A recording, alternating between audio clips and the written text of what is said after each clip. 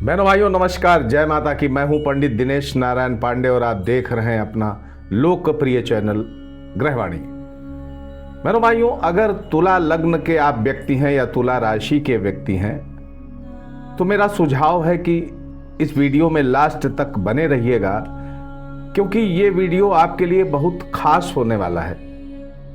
बहनों भाइयों, इस वीडियो में चर्चा होगी आपकी आर्थिक व्यवस्थाओं की, आपके स्वास्थ्य की, आपके व्यक्तित्व की, साथ ही चर्चा होगी आपकी नौकरी की, शिक्षा प्रतियोगिता की, प्रेम संबंधों की।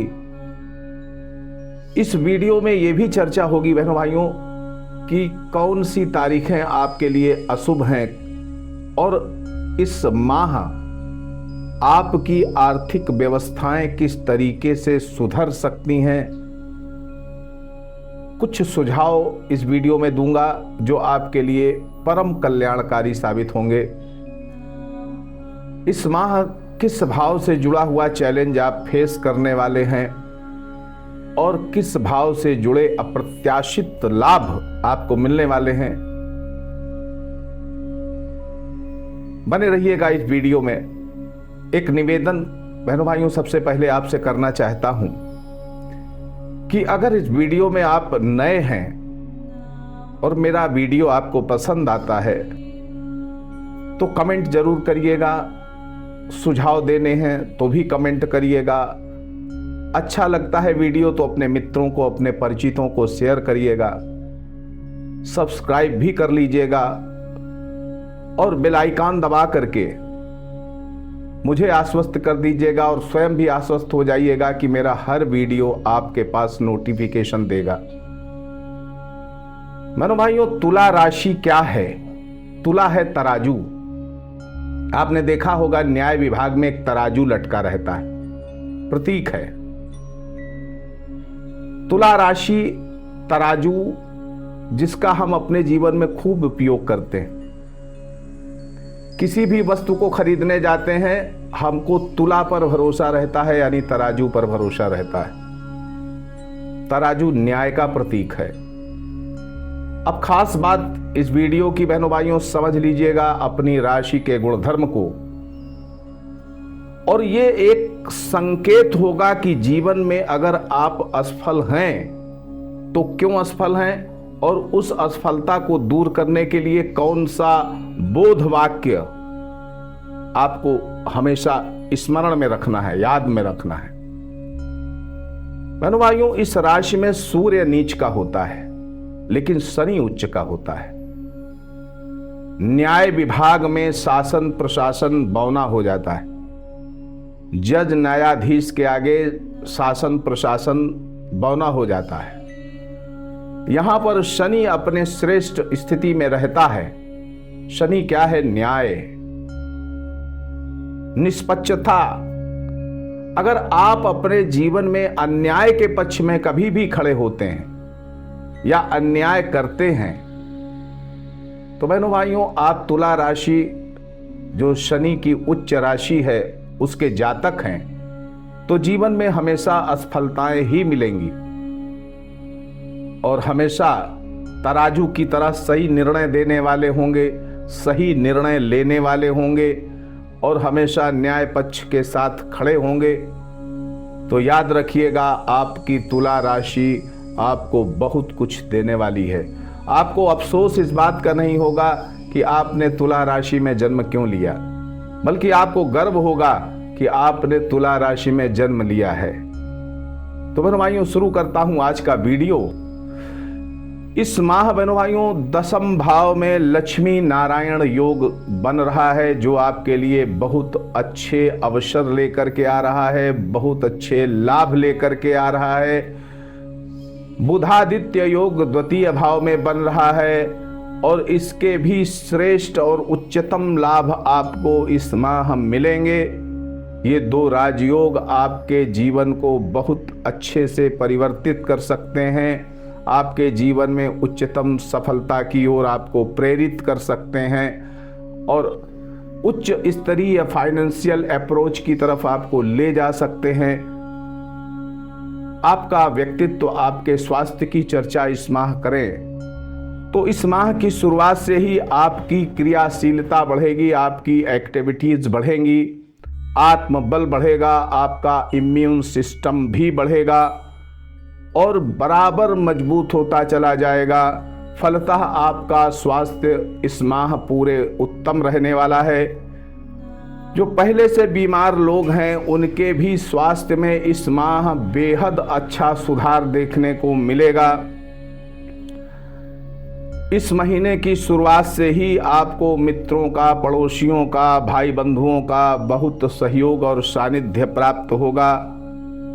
15 तारीख के बाद चतुर्थ भाव पापकर्त्री योग में आ रहा है, यानी आपके लग्नेश पापकर्त्री योग में जाएंगे और ऐसी स्थिति में आप अपने मन में कुछ व्याकुलता महसूस करेंगे, अपने सोच में कुछ जड़ता महसूस करेंगे, सुख साधनों में कुछ कमी महसूस करेंगे, लोकप्रियता में कुछ कमी आपकी उस पीरियड में यानी महीने के उत्तरार्ध में आप महसूस करेंगे 15 तारीख के बाद, जब सूर्य का धनु राशि में प्रवेश होगा। मेरे भाइयों, मन में चिंताएं उस अवधि में हो सकती हैं, सोच आपकी नकारात्मक हो सकती है, आपके प्रयत्न बढ़ेंगे, महत्वाकांक्षाएं ऐसी बढ़ेंगी कि सभी पूरी हो जाएंगी। ये शुरुआत से ही आपको ये अच्छे संकेत मिलेंगे। देखिए, शुरुआत के 15 दिन बहुत श्रेष्ठ हैं और बाद के 15 दिन भी श्रेष्ठ हैं, लेकिन कुछ वहाँ पर समस्याएं और अशांति भी हो सकती है। मेरे भाइयों, आत्मबल में कमी आपके बिल्कुल नहीं आएगी। पूरे माह भले ही आप संघर्ष में रहें, लेकिन आत्मबल आपका कहीं से भी कम नहीं होगा। पिता या पिता तुल्य जो भी व्यक्ति हैं उनसे आपको पूरा संबल मिलेगा, पूरी ताकत मिलेगी। महीने का पूर्वार्ध यानी 15 दिसंबर तक का समय बेहद अच्छा है। आपके सामाजिक मान प्रतिष्ठा में वृद्धि, आपके अधीनस्थ कर्मचारी कोई हैं तो वो आपको बहुत सम्मानित करेंगे, सम्मान देंगे, उनसे बहुत अच्छा लाभ आपको मिलेगा। आकस्मिक रूप से धन लाभ भी प्राप्त होगा आपको।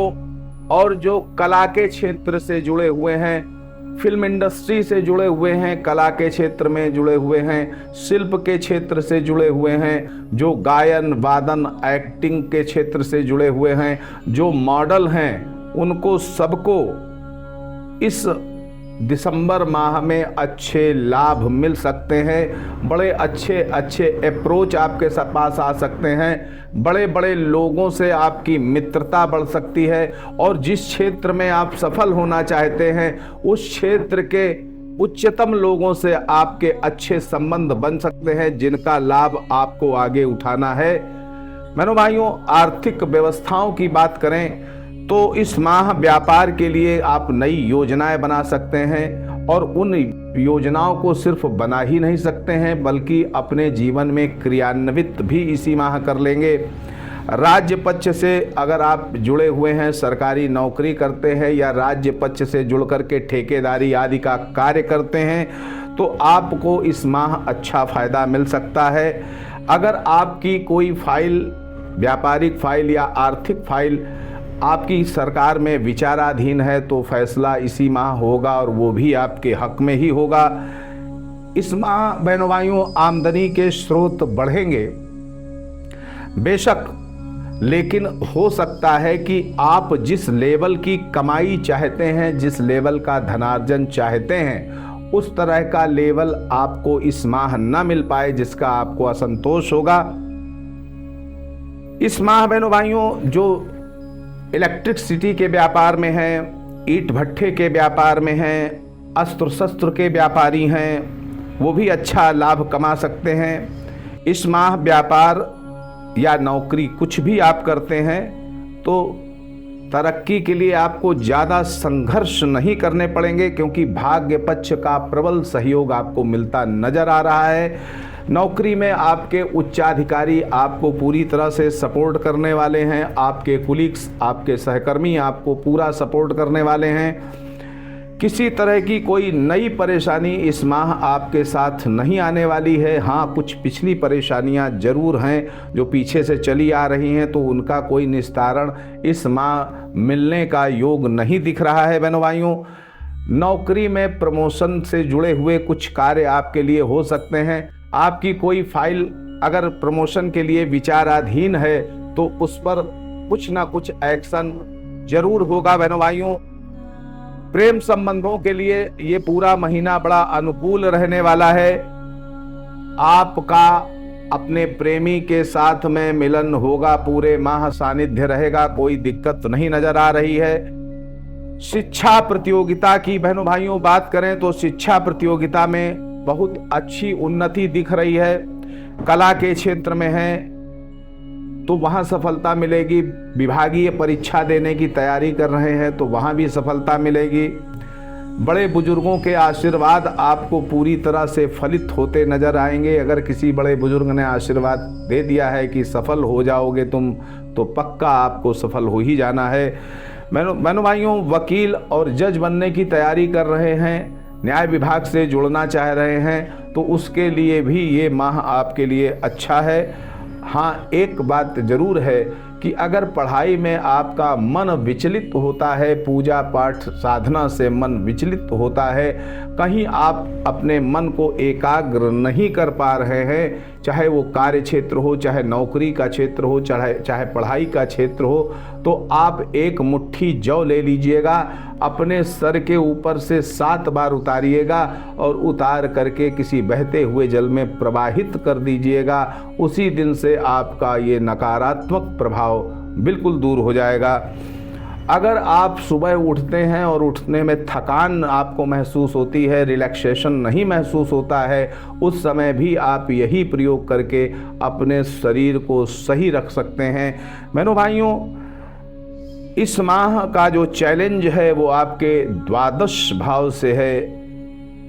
द्वादश भाव से है और आपको लाभ मिलेगा कर्म भाव से। इसका मतलब ये है कि अगर आपकी विदेश जाने की इच्छा पहले रही है तो इस माह प्रयास कर लीजिएगा, सफलता मिलेगी।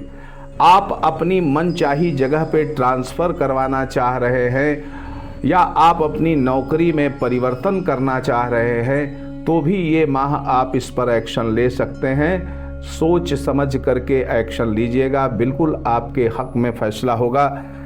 बहनों भाइयों, इस माह के सुझाव सबसे पहले दे दूं और उसके बाद बताऊंगा वो तारीखें जिन पर आपको बहुत सतर्क रहना है। तो पिछले वर्ष की अप्रैल से लेकर के अगले वर्ष के अप्रैल के बीच का जो समय है, बहनों भाइयों, ये आपको कोई बड़ी हानि दे चुका है या आगे देने वाला है। अब हानि किस तरीके की? आपकी आकस्मिक हानि हो सकती है, आपका व्यापार अचानक बंद हो सकता है, या आपके किसी प्रियजन से आपकी दूरी बढ़ सकती है, रिश्तेदारों से आपका बड़ा भारी मनमुटाव हो सकता है जो जल्दी ठीक होने की स्थिति में ना हो। तो अगर ऐसा आपके साथ घटित हुआ है, पीछे अप्रैल से काउंट करिएगा, आगे अप्रैल तक अगर हुआ है तो मुझे कमेंट में जरूर बताइएगा और उसका उपाय मैं बता दे रहा हूं। अगर नहीं हुआ है तो आप बड़े भाग्यशाली हैं और आगे अप्रैल तक आपके साथ वो कोई घटना ना घटे, तो उसके लिए आपको आज से ही नारायण कवच का पाठ करना चाहिए। नारायण कवच का पाठ करेंगे, आपकी, आपके परिवार की, आपके रिश्तेदारों की, आपके धन की, आपके रोजगार की, आपकी नौकरी की बराबर सुरक्षा भगवान श्री नारायण करेंगे। तो नारायण कवच का आपको पाठ करना चाहिए। पारिवारिक संपत्ति से जुड़े मामलों में अगर विवाद चल रहा है आपका पहले से, तो मेरा सुझाव ये है कि कोर्ट कचहरी में ना जाकर के सामंजस्यपूर्ण ढंग से उसको निपटाने का प्रयास करें। बहनों भाइयों, इस माह आप अपने खर्चों पर नियंत्रण रखेंगे और पूरी तरह से उसमें सफल भी होंगे, लेकिन ऐसा संभव है कि कहीं से आपको कर्जा भी लेना पड़ सकता है। आकस्मिक धन लाभ बेहद आपका अच्छा रहेगा, तो आप अपने आकस्मिक धन लाभ के लिए सतर्क रहें। विदेशी व्यापार से जुड़ना चाहते हैं तो ये महीना बहुत श्रेष्ठ है। व्यापारी, आपका विदेशी व्यापार में आपको सफलता मिल सकती है। बहनों भाइयों, अगर आप मति भ्रम से, कंफ्यूजन से ग्रसित हैं और किसी की चुगली, निंदा या आलोचना में आपको रस आता है, तो बिल्कुल इससे बचिएगा। नकारात्मक सोच से बचिएगा, नकारात्मक लोगों के संग से बचिएगा, और महीने की शुरुआत में धोखाधड़ी आपके साथ ना हो जाए, इससे भी आपको बचिएगा, आपको बचना चाहिए। तो बहनों भाइयों, कुल मिलाकर के नारायण कवच का पाठ अगर तुला राशि के जातक इस माह करेंगे, आप जो अन्य पूजा पाठ करते हैं बिल्कुल करिएगा, उसमें मैं कोई नहीं रोक रहा हूं, लेकिन इस माह विशेष रूप से अगर नारायण कवच का पाठ करेंगे तो आपको श्रेष्ठतम लाभ मिलेंगे।